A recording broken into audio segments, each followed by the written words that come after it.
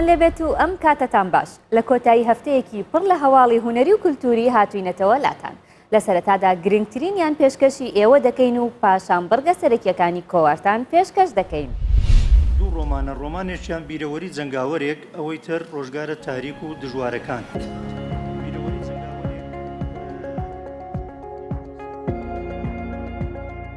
لە شاری هەولێر سیمینارێک بۆ هەردوو کتێبی ڕۆژگارە تاریک و دژوارەکان و بیرەوەری جەنگاوەرێک بۆ دکتۆر کەمال سەعدی نووسەری کتێبەکان ئەنجامدرا. سیمینارەکە لە ئەکادیمیای کوردی لە هەولێر سازکرا و ئامادەبووان گفتوگۆیان لەبارەی کتێبەکانەوە کرد.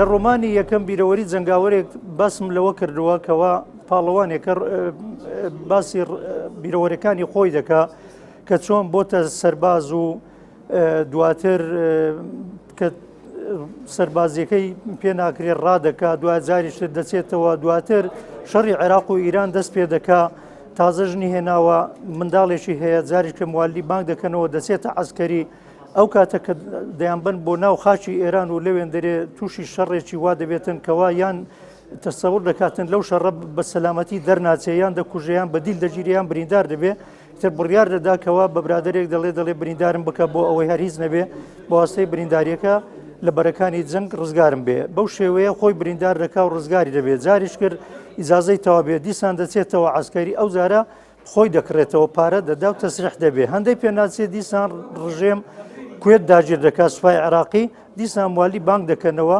جارێکی تر ئەو جارە دەکەوێتە سەر چیەکانی کوردستان لەوێن دەرێ مەقەڕی ڕەبایەکانی عەسکەریان لەوێ دەبێ. لە ڕۆمانی دووهەم ڕۆژگارە تاریک و دژوارەکان باز لە سەردەمێک دەکەین کەوا دوو گەماروی ئابووری لەسەر خەڵکی کوردستان بوو. گەمارۆیەکیان گەمارۆی حکوومەتی ناوەندی بوو هی بەعەز گەمارۆیەکیان مجتەمەعی دەولی لەسەر عێراقی دانابوو. پاڵەوانەکە باز لە بیرەوەرەکانی خۆی دەکات کە چۆن ویستوێتی درێژە بە خوێندن بدابەز لەبەرەوەی لێرە لە کوردستاندا ستافی خوێندن لەبەر بێپارەیی و ناخۆشگوزەرانی کۆچیان کردو بۆ دەرەوە بۆ وڵاتان بۆ هەندەران نەیتوانیوە کە ویستوێتی بڕوە لە ئەو ناوچانی لە ژێر دەسەڵاتی ڕژێم بخوێنێ لەوێن دەرێ ڕژێم ویستوێتی داوای لێ کردووە کە لەسەر سلکی مخابرات وانە ئیشیان لەگەڵ بکاتن هاوکاریان کە دژی میلەتەکەی خۆی ئەو جار ڕێگەی بدەن بخوێنن بەڵام ئەو خۆی نەفرۆشتووە و گەڕاوەتەوە.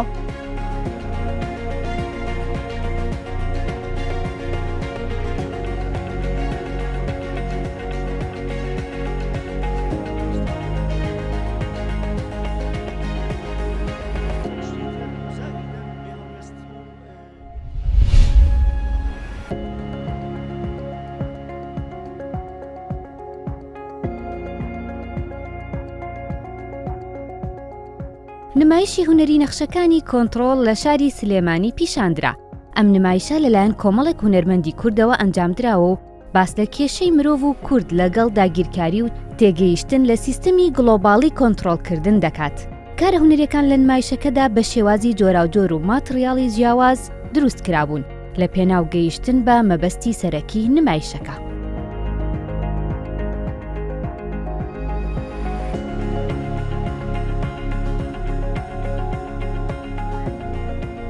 نزیکی 6 مانگە خەریکی ئامادەکردنیم پێشەنگایە کە بەڕاستیەکەی ئامادەکاریەکی زۆر قورس و وردی ویستووە لەبەرەوەی بابەتەکەی بابەتێکی هەستیارە لە ئێستایە کە بابەتی کۆنتڕۆڵکردنی نەخشە و یاریکردن بە نەخشە لەسەر زەوی و کۆمەڵی هونەرمەندی کورد و هونەرمەندێکی ئەوروپیش بەشداری پێشەنگاکە کردووە هەر هونەرمەندە و بە بابەتێکی دیاریکراو کە باز لە کۆنتڕۆڵکردنی مرۆڤەکە و هەوڵەیەت دنیابینینی ئەو هونەرمەندە پیشانی بینەرەکانی با لە سلێمانی و هەر هونەرمەندێک بە میتۆد و بە مەتریاڵی جیاواز ئیشی کردووە و ئەوانەی کە لە کۆکردنەوەی ئەم کارانە بەیەکەوە لە ژێر نەخشەکان کۆنتڕۆڵەکرێن.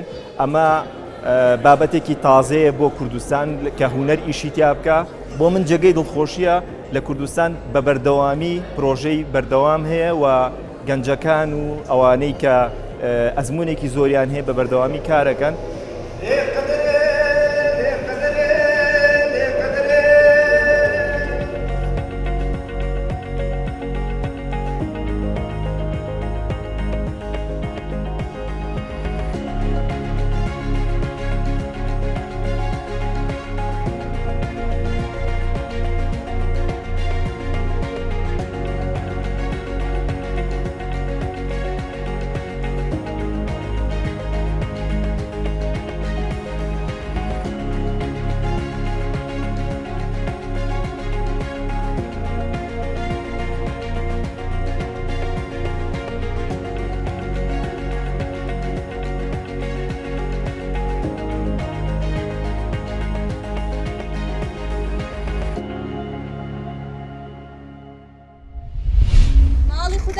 كلمان تاك كلوبلي مالكشي تنها عشق دەیبا هەمومان دەستمان لەسەر سلما دابنێ.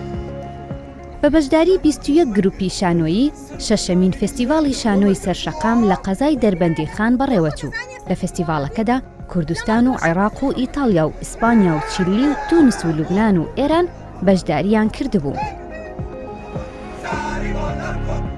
شانۆی شەقام تاموچێژێکی زۆر تایبەتی هەیە، هەم هەلە بۆ گەنج کە بەشداری بکە، هەم شتێکی زۆر باشە. من پێم وایە هەموو ساڵی گورێ زۆر باشە، لەگەڵ خەڵک سێ بکەڵە بی قسەیان لەگەڵا ئەکەی ئەچیتە ناو بینەرەوە، هەم بۆ بینێش خۆشترە، یعنی هەموو کەسێک ئەتوانێ بێ، هەموو چین و توێژێک ئەتوانێ بێ. لەوانەیەک لە ناو مەسرحێکا لە ناو هەڵێکا شانۆیەک بکرێ بە بڕێک پارە، کەسێک ئەو پارەی نەبێ بە سەیریگا، بەڵام لە شانۆی شەقام هەموو کەس ئەتوانێ بێ سەیریگا. بۆیە تاموچێژی شانۆی شەقام هەم بۆ ئەکتەر هەم بۆ بینەر زیاتریشە.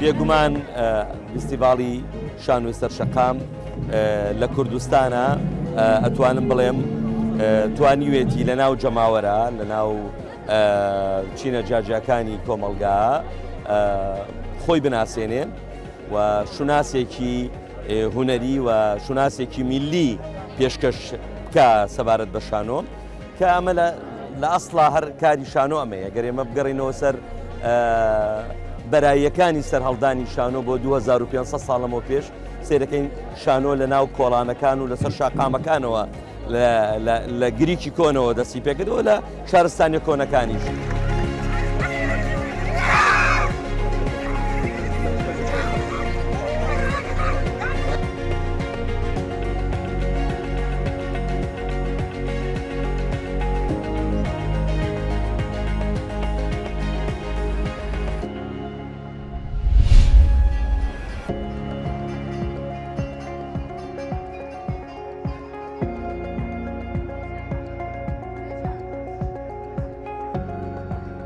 لە شاری دهۆک پێشەنگەیەکی شێوەکاری بە هەبوونی میوزیک بۆ هەردوو شێوەکار سۆلین عوسمان و سامان کەریم ئەنجامدرا.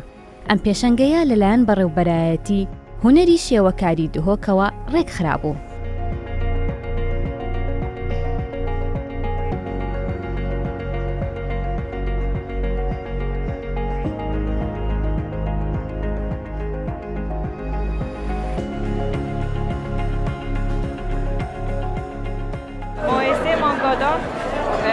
پێشانگە بەرهەبیەت وێکرینە و مەڤەگریە پەیاما من ئەوە کو بەردەوام بن و ناترسن. ئازادی بەڕاڵاییژێک جدایە. ئازادی ئەوە تو هونەرێ خوب دەربینی، هەر تشتێکی دەفتە بیتی باش بیدن تو نیشا خەلکێکی بدەی.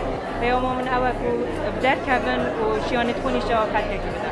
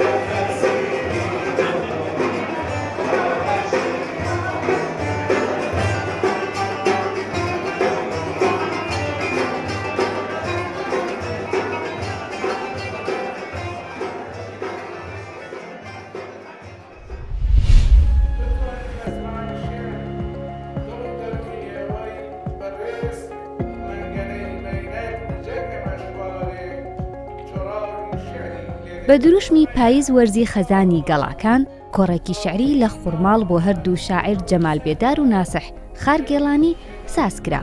لە کۆڕەکەدا بە خوێندنەوەی کۆپ لە شعرەکان پاییزی هەڵەبجە ڕەنگاڵەتر بوو.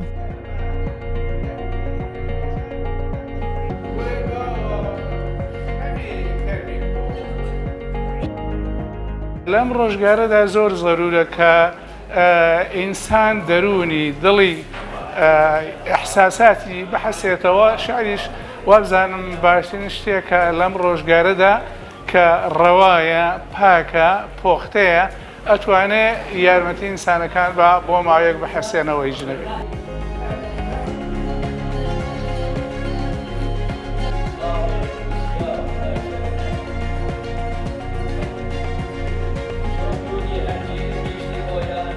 بەڕاستی ئەم جۆرە کۆڕانە زۆر زەرورن بۆ ڕاهێنانی دووبارە گەنجان و ئاشکردنەوەی گەنجان بە مێژوو ئەدەب و هەروەها بە هەوەی فەلسەفە و یا ئەو شتانەی بابەتە کۆمەڵایەتیانەوە کە لە ڕێی کۆڕ و سمینارەکانەوە بەڕاستی تاک پەروەردەکەن.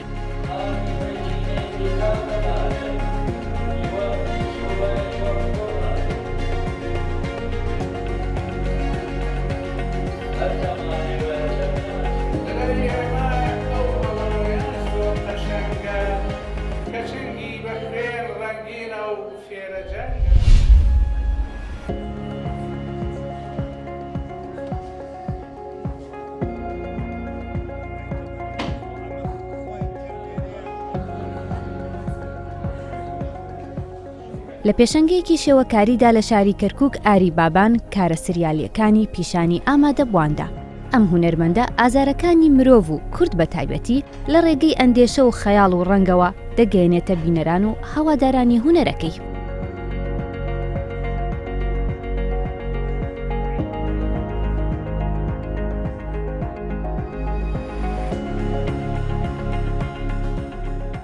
ئەم پێشەکای ئەمڕۆ بێگومان کاری تازەمە، کاری تقریباً ئەم ساڵ دەست پێ کردووە، ئەم ساڵ و پار دەست پێ کردووە.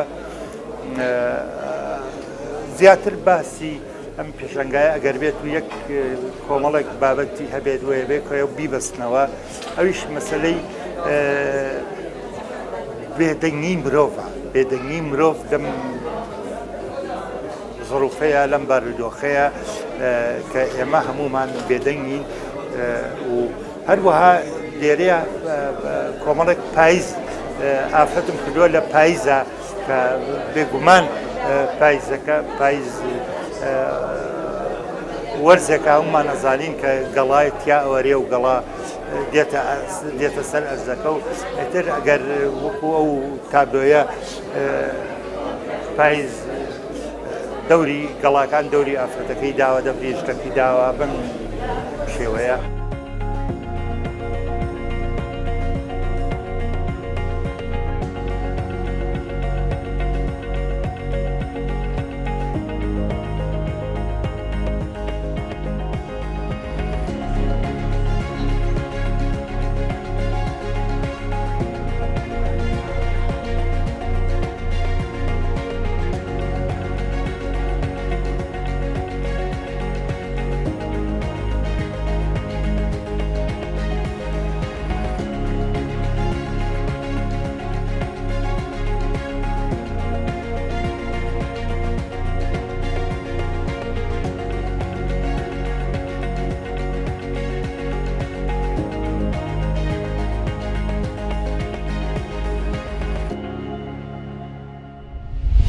هەبوونی خەیاڵ و ئەندێشە بۆ هونەرمەند هۆکارێکی سەرەکیە بۆ داهێنان.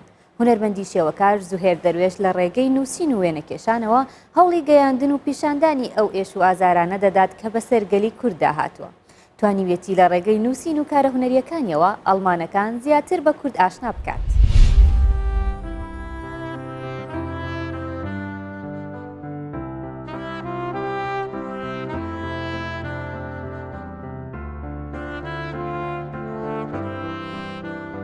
تەسەر ژیانە من تێنیویساندی بە چاواز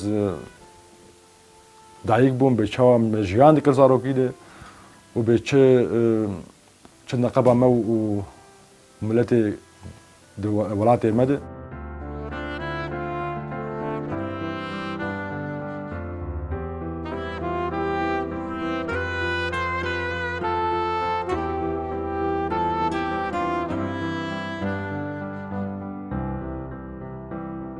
بافاريان أو بافاريا الألماني ولاية ألماني وكردستان من بري بافايرستان ولاتي خم تخونا خود آبا كري داخوازي دلي خود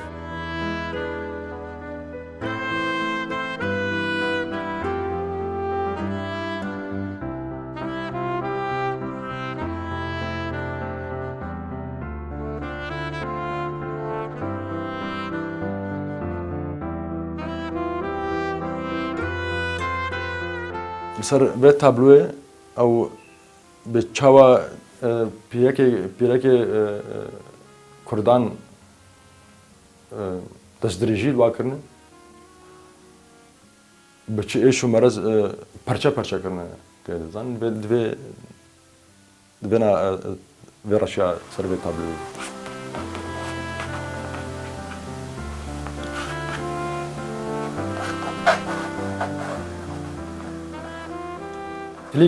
تلياتشي از تليا درس مين من فرشة از نكار مستعمل بكم فرشة يعني شنو ده الكش اب تليا درس مين شب يكا تليا خد صار شوي او قهروا ايش عم جدي هر تابلوك فرشة جلاش مين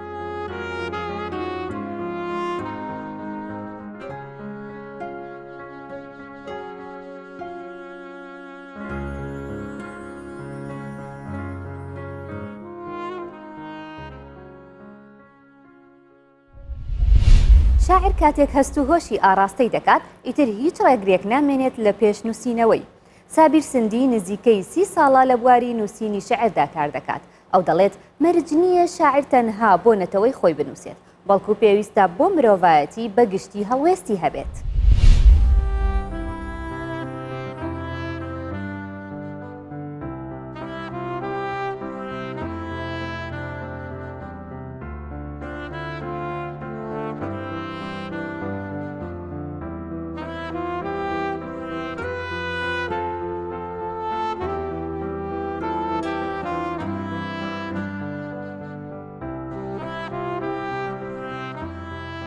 ڕاستی دەستپێکا نوێسینێ دەمت زەڤەرت بۆ ساڵێ نۆتا ئەس بێژم ساڵێت هەشتیا دەمەیەم دەربەدەری ئەوارەی ئیرانێ بینە لێرێ زێدەتر یعنی بوارێت ئەدەبی ئەدەبیات ماخۆن بوارێت شعر و وی سەردەمی پرتۆکێت کوردی کێم بینن بەس هەروی وەختی یعنی ئەو حەزا شعری و ڤیانە شعری دەمە پەیدابی هەنگێ من دەستە نوێسینە شعری کرد و حتا ڕۆژە ئەڤرۆ ئەس بەرداوامم بەرهەمێ من چاپ کردی حتا نەها نەه بەرهەمن و بەرهەمێ من دەهێ بەرخۆدانا کەرا شانۆیەکە بزمانی هەلبەستێ یا بۆ زارۆکە هاتی نوێسینێ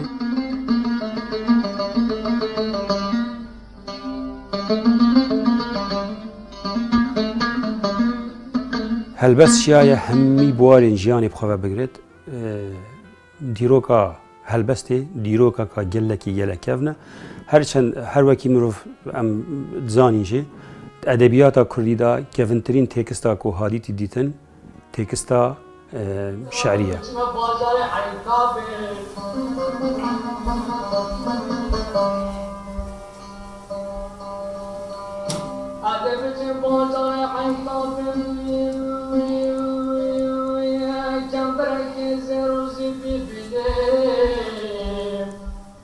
مێژووە مە مێژووەکە کارەساتە ئەم ملەتێکی پێش و ئازارە دمازم بینە سەبەبێ بەلکی هەرە گرنگ یا هەرە مازن ئەگەرێ هەرە مازن ئەڤەیەک و ئەو ئێش و ئازارە مەدژیانە خۆدا دیتی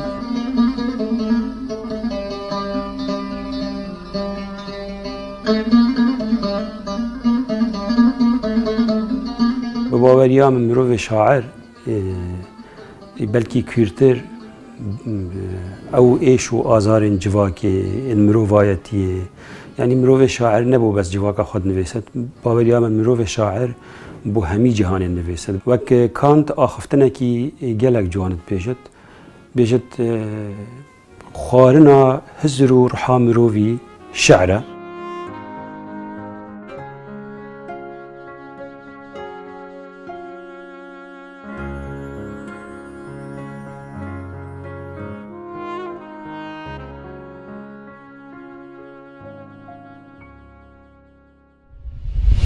دۆبڕگەمان دەربارەی کچە کوردێکی ڕاپەرە لە وڵاتی ئەڵمانیا. کچە کوردێک بە ناوی ئیبۆ بە گۆرانی ڕاپەکانی ئەڵمانیەکان سەرسام کردووە. ئەم کچە کووردە خەڵکی باکووری کوردستانەوە بووەتە جێی سەرنجی میدیای ئەوروپی. ئەمەش لە ڕێگەی ئەو تێکستانەی کە هەستێکی کوردایەتی پێوە دیارە و بۆ ڕاپەکانی بەکاری دەهێنێت.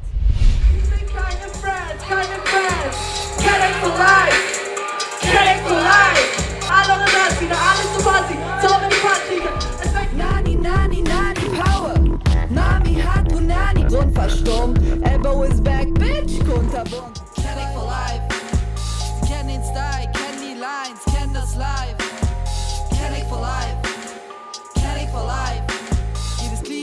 bestätigt, in jeder Bildzeitung verewigt. Ey, Kelly for life, Kelly for life. Von der Farbe meiner Haare bis zur Hip-Hop oder Rap ist eine Musik des Widerstandes. بە بڕای من هیپ-هۆپ و ڕاپ میوزیکێکن بۆ ڕوبەڕووبوونەوە بۆ ئێمەی کورد ئەو میوزیکە هۆکارێکی باشە بۆ ئەوەی پەیامی خۆمان بگەێنین بۆیە کورد لە میوزیک سەرکەوتون چونکە ڕاپ وەک زمانی دەربڕین بەکاردێنن و وزەی ئەو دەربڕینەشیان هەیە ڕەنگە گرێدراوی ڕەگە کولتورەکەشمان بێت.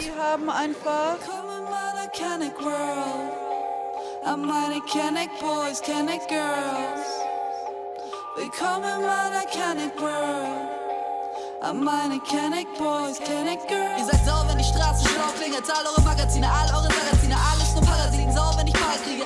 Als wäre die Katalyse eures fucking Problems. Lest am Sonntag die Bild, als wäre es die Bibel. Das fucking Problem, was ist das fucking Problem? In mir drin stecken tausende Leben, tausende Leben, tausende Leben. Hab Flure geputzt, Häuser gebaut, wurde ausgenutzt, wurde ausgesaugt. Ihr habt nie an mich geglaubt, ich war immer, was ihr braucht. Ihr habt nie an uns geglaubt, wir waren immer, was ihr braucht. Und so lebe meine Legende, bis zu Gott verdammt Ende. Und so klatschen eure Hände. Also meine Musik handelt sehr viel von meiner Identität. لە تێکستەکانمدا جەخت لەسەر ناسنامەی کوردی دەکەمەوە و کێشەی کورد دەگەێنم. باس لەو جیاکاریە دەکەم کە لێرە ڕوبەڕووی دەبمەوە چونکە خەڵکی دیکەش هەیە هەمان کێشەی هەیە و گزارش لە کێشەکانی ئەوانیش دەکات. Blut in den Wässern von Kurdistan. Mein Blut aus der Vagina am 8. Tag. Mein Blut im Mund, als ich die Sprache vergaß. Mein Blut auf den Takt mit 16 Bars. Mein Blut in den Wässern von Kurdistan. Mein Blut aus der Vagina am 8. Tag. Go go, yalla baby go go, yalla baby, yalla baby, yalla baby go go. Ich finde die besten Leute, die rappen sind سەرکەوتووترین ڕاپەرەکانی ئەڵمانیا کوردن چونکە ڕاپ ناڕەزایی دەربڕینە لە ژیان و ئەزمموی زۆربەی مرۆڤی کوردیشدا ئازار و خەم و زوڵم لێکردن هەیە بۆیە ئیبۆ زۆری پێ بۆوتن. Paris hat dich verloren, München neu geboren, im Orient groß geworden, im Occident gestorben, Gedichte nach dir benannt, Dichter durch dich bekannt, an dir zerbricht jedes Herz selbst, das eines Elefanten bis in Traumstaub gewebt, hast in jedem Traumhaus gelebt, ich kann dich taub verstehen, du bist der Grund rauszugehen. Eigentlich bist du diese Zeilen nicht wert, doch ich weiß nicht, wo ich ohne deine Zweifel jetzt wär. Paris war die ganze Scheiße nicht wert, also schreibe ich die 200 Meilen von Berlin entfernt.